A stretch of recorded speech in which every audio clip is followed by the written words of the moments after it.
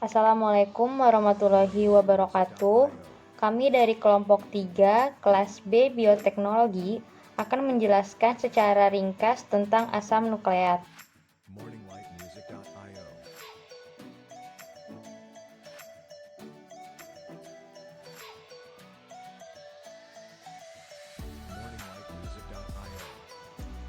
Apa sih asam nukleat itu? Pada akhir tahun 1800-an, para ilmuwan meneliti suatu molekul atau suatu isi di dalam inti sel atau nukleus. Mari kita keluarkan yang berada di dalam inti sel. Molekul ini berada di dalam nukleus, dan molekul ini bersifat asam, sehingga para peneliti memberi nama molekul ini dengan nama asam nukleat.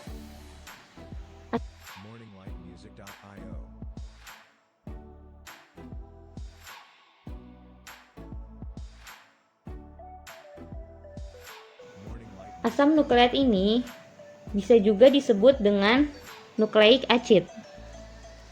Asam nukleat adalah biomolekul yang bersifat asam.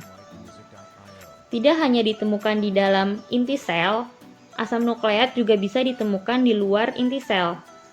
Terdapat dua jenis asam nukleat,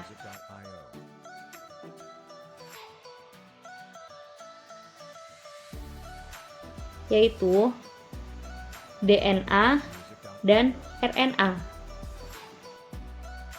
Nah, teman-teman, selanjutnya di sini ada 3 komponen dari asam nukleat.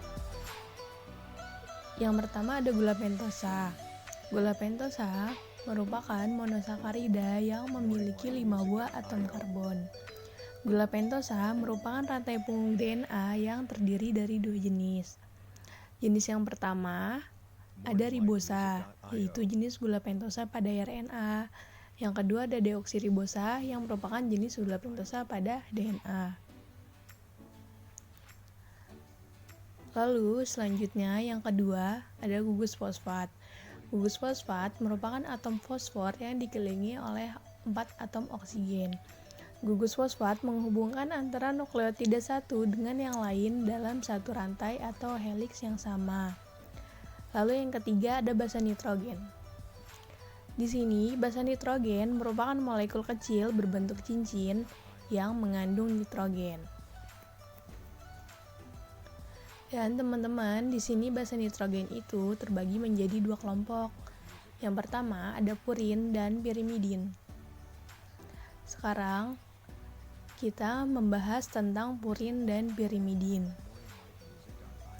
Purin merupakan senyawa organik aromatik heterosiklik dengan 2 cincin karbon. Sementara pirimidin berbeda dengan purin.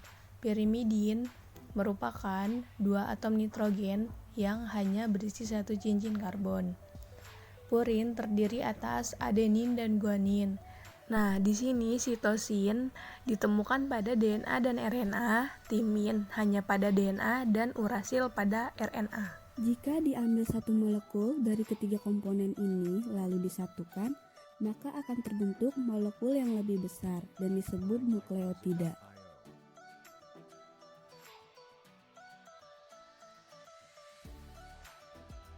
Sejumlah besar nukleotida dapat bergabung menjadi susunan panjang yang disebut asam nukleat.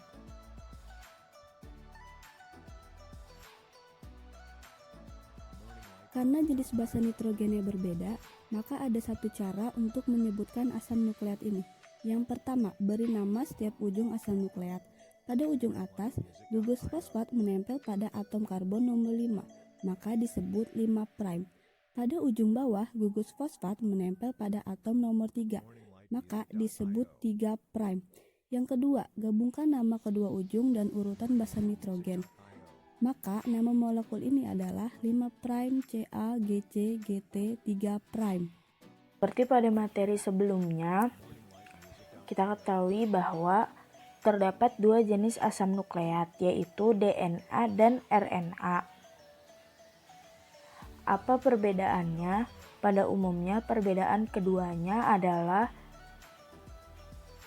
1. Gula pada DNA deoksiribosa pada RNA ribosa. Kedua, basa nitrogen pada DNA AGCT pada RNA AGCU. Yang ketiga, uraian rantai pada DNA ganda pada RNA tunggal.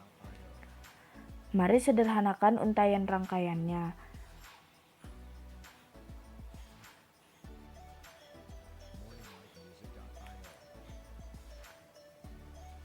Sebenarnya, DNA tidak berbentuk lurus seperti tangga, namun berpilin dan membentuk spiral. Seperti ini contohnya. Dikenal juga dengan istilah double helix.